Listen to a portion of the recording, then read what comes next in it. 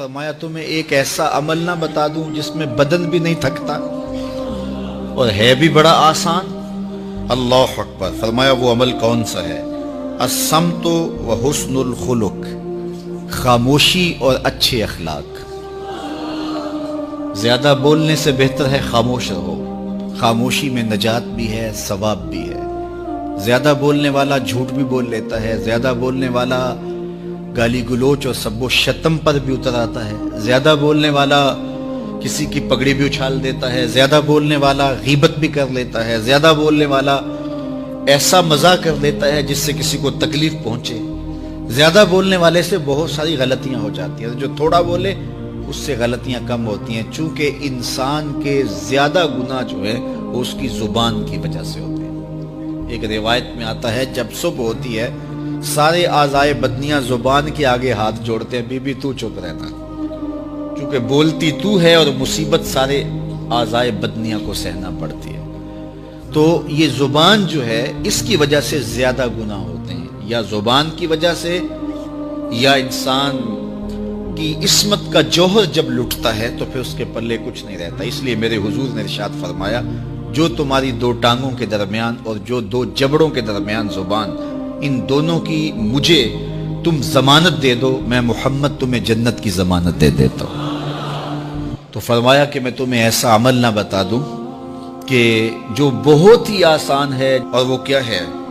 الصمت، خاموشی، وحسن الخلق، اور دوسری بات اچھے اخلاق، رویوں کی خوبصورتی۔ کسی سے ملو تو ہنس کے ملو، کسی سے بات کرو تو لہجے میں نرمی ہو، کسی کی عزت آبرو کا خیال رکھو، بڑے کا احترام کرو، چھوٹے پر شفقت کرو، مخلوق خدا پر رحم کرو، اللہ کی مخلوق پر شفقت سے پیش آؤ، رسول کریم کی امت پر رحم کرو۔ تو یہ ایسا عمل ہے جس پر کوئی مل بھی نہیں لگتا، قیمت بھی نہیں لگتی، بدن بھی نہیں تھکتا، لیکن نامہ اعمال نیکیوں سے بھر جاتا ہے۔ قیامت کے دن نامہ اعمال پر سب سے وزنی جو عمل ہوگا وہ حسن خلق ہوگا۔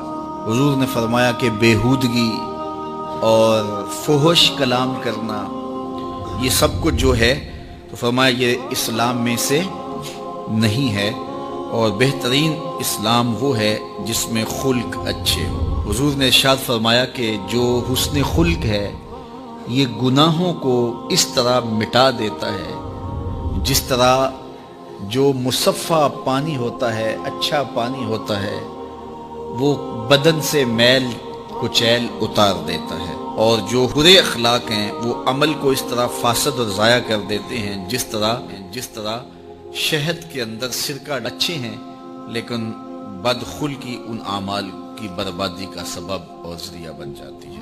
ہماری زبان جو ہے وہ ایسی خوبصورت باتوں سے مزین ہو کہ قیامت کے دن جب نامہ اعمال رکھا جائے تو حسن خلق کا وزن ہمارے گناہوں کو کم کر دے اور ہماری نیکیاں حسن خلق کی وجہ سے بلند اور بالا ہو۔ اللہ جل شانہ ہمیں معاملات کے اندر خوبصورتیاں نصیب فرمائے، رفق، نرمی نصیب کرے، معاف کر دینے کی توفیق نصیب کرے۔